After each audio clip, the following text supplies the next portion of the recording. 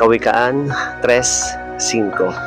Magtiwala ka ng buong puso sa Panginoon at huwag kang manalig sa sarili mong karunungan.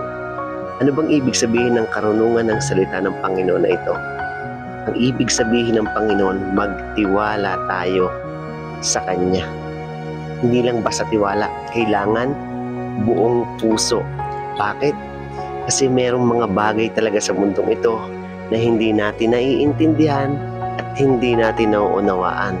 At hindi naman talaga natin kailangang unawain ang lahat sa mundong ito. Bakit? Kasi ang karunungan ng tao ay merong hangganan.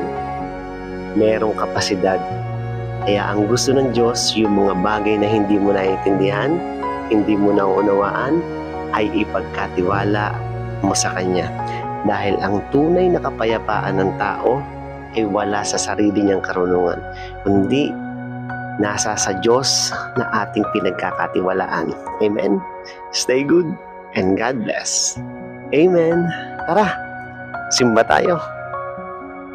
O yung cellphone ko pala.